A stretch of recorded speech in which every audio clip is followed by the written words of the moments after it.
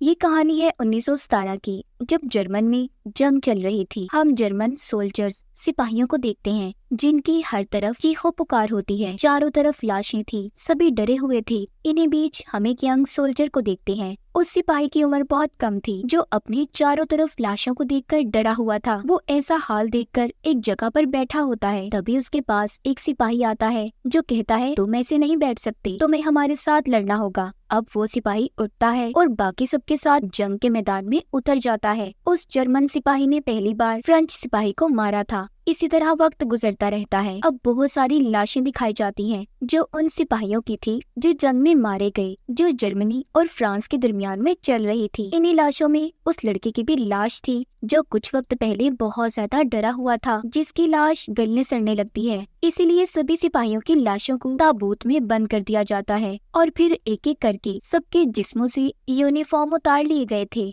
और उन यूनिफॉर्म कपड़ों को वापस शहर में भेज दिया जाता है ताकि कपड़े धुलें और जो नए आने वाले सिपाही हैं उन्हें ये कपड़े दोबारा दे दिए जाएं। इसी बीच हम शहर को देखते हैं। पोल नाम का लड़का, जिसको एक जाबाज बहादुर सिपाही बनने का बहुत शौक था, जो जंग में जाना चाहता था, अब वो भी उस जगह पर आ जाता है जहाँ पर फौज सिपाहियों को लड़ने के लिए चुन रही थी। वो भी अपना फॉर्म फिल करके उन्हें दे देता है, मगर उसके फॉर्म पर उसके डैड के साइन नहीं थे, क्योंकि वो जानता था कि उसके डैड कभी भी उसे आर्मी फौज में जाने की इजाजत नहीं देंगे। इसीलिए वो बड़ी ही चालाकी से अपने डैड के साइन को कर देता है और अपने दोस्तों के साथ आर्मी में शामिल हो गया था। अब सभी चुने गए सिपाहियों को एक जगह पर जमा किया जाता है। जनरल आकर सबको बताते हैं कि एक सिपाही होना बहुत फख्र की बात है। सब इस बात को सुनकर और भी ज्यादा पुरजोश हो गए थे। अब सबको वही यूनिफॉर्म दिए जाते हैं जो इन्होंने मरे हुए सिपाहियों के जिस्मों से उतारे थे। पॉल और उसके दोस्त सिपाही का यूनिफॉर्म पहनकर फख्र महसूस कर रहे थे। उन्हें लग रहा था कि पता नहीं एक सिपाही की जिंदगी कितनी अच्छी होने वाली है और उनकी जिंदगी का ये कितना अच्छा दिन है। अब इनको बताया जाता है कि सब सिपाहियों को वेस्टर्न फ्रंट की तरफ ले जाया जाएगा, जो जगह फ्रांस के शुमाल में है। अब सब सिपाही वेस्टर्न फ्रंट की तरफ निकल पड़ते हैं। इन्हें बताया जाता है कि इन्हें आधे रास्ते में ट्रक से उतरकर पैदल ही अपना सफर शुरू करना है। जब ये लोग पैदल चलने लगते हैं तभी जमीन में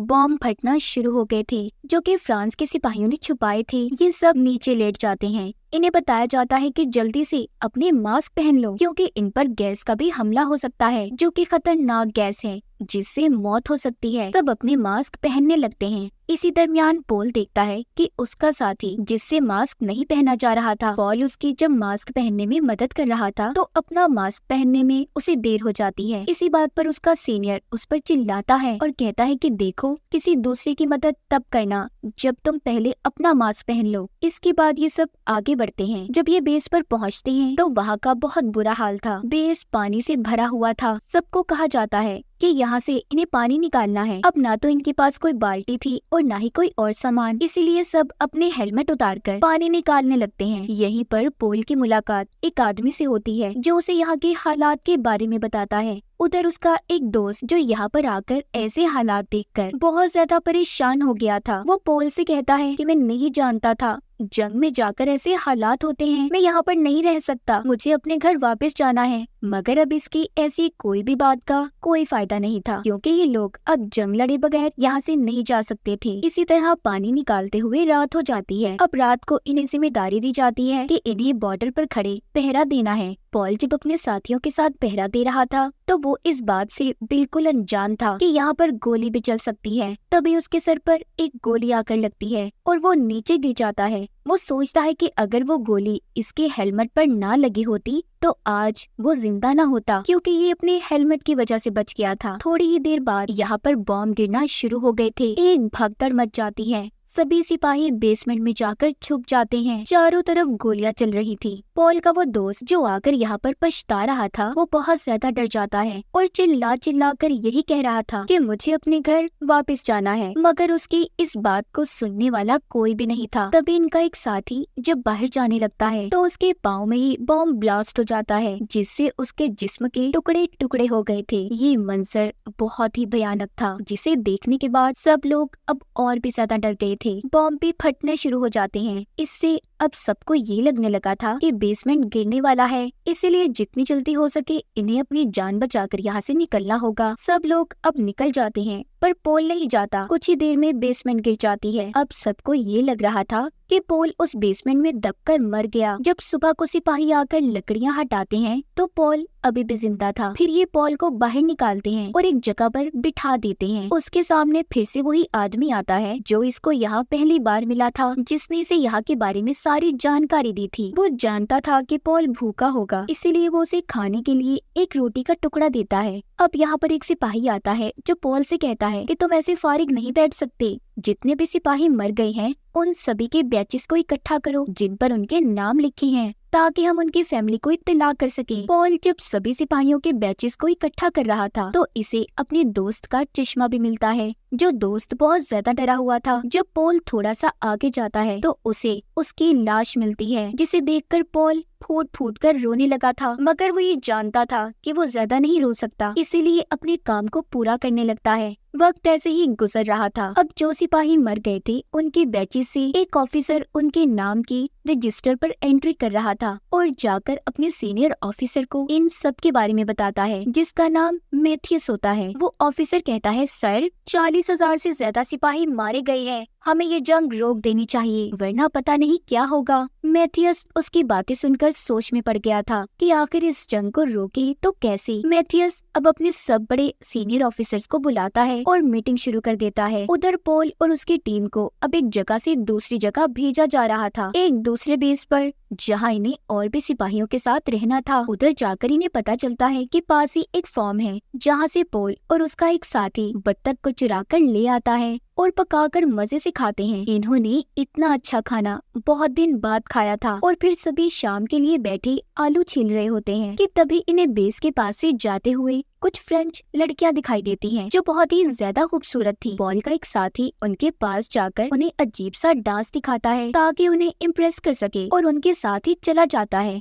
फिर थोड़ी देर बाद सबके घरों से लेटर आते हैं जो सब में बांटे जा रहे थे। पॉल का साथी जिसको पढ़ना लिखना नहीं आता था वो पॉल के पास आता है और उसे अपना लेटर पढ़ने के लिए देता है, जिससे पॉल को पता चलता है कि उसकी एक वाइफ और बच्चा था, मगर बच्चा किसी बीमारी की वजह से मर गया। रात भी हो जाती है। रात को इनका वही साथी आ गया था जो लड़कियों के साथ गया हुआ था। वो आकर इन्हें सारी कहानी सुनाता है और साथ ही उन लड़कियों का एक रुमाल दिखाता है जो वो अपने साथ ले आया था। सुबह को इनको इत्तला मिलती है कि 60 और सिपाही आने वाले हैं, मगर वो अभी तक इनकी बेस पर नहीं पहुंचे थे। सबको अब फिक्र होने लगी थी, इसलिए पॉल सभी सिपाहियों को लेकर उन्हें ढूंढने निकल पड़ता है कि आखिर वो लोग गए तो गए कहाँ पर। जब ये उन्हें ढूंढते हुए स्टेशन तक पहुँचते हैं जिस ट्रेन से उन्होंने आना था, तो इन्हें वहाँ पर फैली हुई गैस महसूस होती है। जब ये स्टेशन के पास वाले कमरे में जाते हैं तो इन्हें पता चलता है कि 60 के 60 सिपाही गैस फैलने की वजह से मारे गए, क्योंकि उन्होंने अपने मास्क को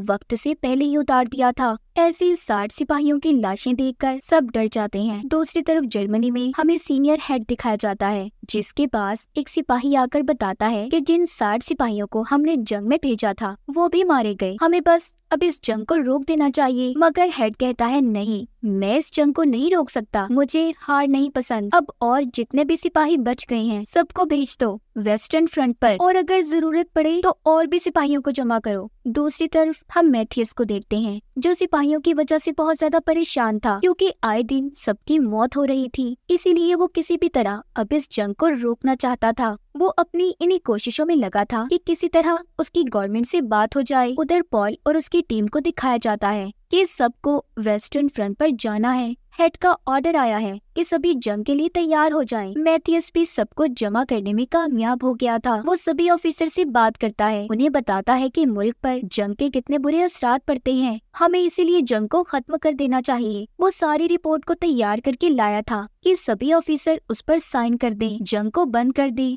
मगर एक फ्रेंच ऑफिसर साइन नहीं करता, कहता है कि मैं 72 घंटे बाद करूंगा। उसकी इस बात पर मैथियस को गुस्सा आ जाता है, कहता है, सर 72 घंटे बाद न जाने कितने मासूम सिपाहियों की जान चली जाएगी। मगर वो फ्रेंच ऑफिसर एक बात नहीं सुनता और अपनी ही बात पर अड़ा रहता है। उधर दूसरी तरफ पॉल और बाकी सिपाहियों को कहा जाता है कि फ्रांस की तरफ बढ़ो। ये लोग ऐसा ही करते हैं और रास्ते में जितने भी फ्रेंच सिपाही आते हैं सबको एक एक करके मार रहे थे। इसी बीच पॉल और उसके साथी उनके किचन तक पहुंच जाते हैं, जहां पर बहुत ही लजीज खाना पड़ा था। सब उस खाने को देखकर उस पर टूट पड़े थे। इन्हें अब वहीं पर अजीब सी आवाजें आती हैं। तो ये जब बाहर जाकर देखते हैं, फ्रेंच सिपाही बहुत बड़े बड़े टैंक्स ले आए थे। जब उन पर ये गोलियां चलाते हैं तो इन्हें पता चलता है कि इनकी गोलियों का उन पर कोई असर नहीं होगा, क्योंकि वो टैंक्स बहुत ज्यादा मजबूत थे। वो अब आहिस्ता आहिस्ता इनकी तरफ बढ़ रहे थे और एक एक करके जर्मन सिपाहियों को मार रहे होते हैं कि तभी अब जर्मन सिपाही भी उन टैंक्स में बॉम्ब डाल देते हैं, जिससे कि टैंक भी ब्लास्ट हो गए थे। मगर फ्रेंच सिपाहियों के पास अब फायर गन्स थी, जिससे वो अब आग छोड़कर जर्मन सिपाहियों को मार रहे थे। इसी बीच पोल का दोस्त भी उनके कब्जे में आ जाता है। वो बहुत माफी मांगता है, उसने अपने आप को उनके हवाले भी कर दिया था, मगर फ्रेंच सिपाही उसे जिंदा ही जलाकर मार देते हैं। पॉल ये सब देखकर टूट गया था। उधर मैथ्यूस को फ्रांस की तरफ से तैयार की गई एक रिपोर्ट मिलती है, जिसमें उन्होंने बताया था कि कुछ जर्मन ऑफिसर्स भी हैं जो नहीं चाहते कि जंग को खत्म किया जाए। मैथ्यूस अब इस बारे में और भी ऑफिसर से बात करता है, कहता है कि हमें जंग को खत्म करना होगा। एक ऑफिसर कहता है कि अगर हमने ऐसा किया तो फ्रांस हम पर काबिज हो जाएगी और कब्जा कर लेगी, मगर मैथ्यूस कहता है नहीं, अब बस हमें समझौता कर लेना चाहिए। उधर जंग के मैदान में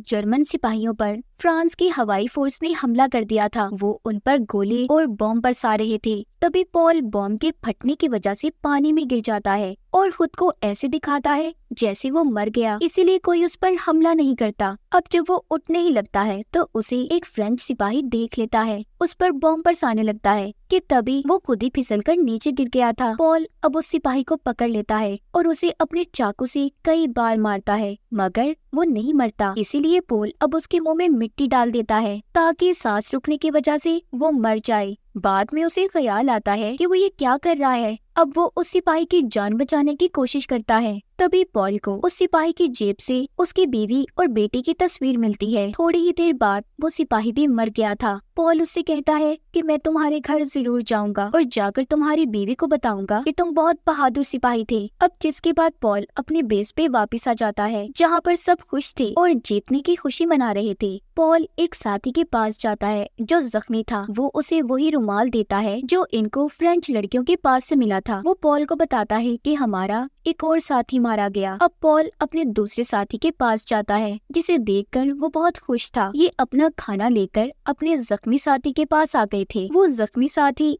जिसने चोरी छुपे इनसे कांटा फोक चुरा लिया था और अपनी गर्दन में मारने लगता है, क्योंकि वो जानता था कि वो जिंदा नहीं बचेगा, इसलिए उसने खुद को ही मार लिया था और थोड़ी ही देर बाद दम तोड़ देता है। पॉल का दूसरा साथी उसे बताता है कि मैंने सुना है जंग खत्म होने वाली है। पॉल कहता है अच्छा, पर मुझे तो ऐसा नहीं लगता। उधर मैथ्यूस को दिखाया जाता है, जिसने सभी जर्मन ऑफिसर से जंग खत्म करने की इजाजत ले ली थी, मगर फ्रांस उन पेपर्स पर साइन नहीं करते और कहते हैं कि जंग अभी 6 घंटे तक और चलेगी। इसी तरह सुबह हो जाती है। हम पॉल को देखते हैं जो अपने साथी के साथ फॉर्म पर जाता है ताकि ये वहाँ से एक बार फिर कुछ चुराकर अच्छा सा खा सके। पॉल उस फॉर्म के अंदर जाता है, जबकि उसका साथी इसका बाहर खड़ा पहरा दे रहा था, मगर उन्हें किसान के बेटे ने देख लिया था, जो पॉल के साथी को गोली मार देता है जो उसके पेट में लगी थी। पॉल अपने साथी की वजह से परेशान था और कहता है लाओ मैं तुम्हारी गोली निकाल देता हूँ। उसका साथी कहता है नहीं, तुम मुझे बस एक सिगरेट दे दो और मुझे बेस पर ले जाओ, वहीं पर मेरा इलाज हो जाएगा। पॉल भी ऐसा ही करता है। जब ये अपने साथी को लेकर जा रहा था तो रास्ते में ये सिपाहियों से भरी गाड़ी देखता है जो बहुत खुश थे क्योंकि जंग अब खत्म हो चुकी थी। पॉल उनसे मदद मांगता है, मगर कोई भी इसकी मदद नहीं करता।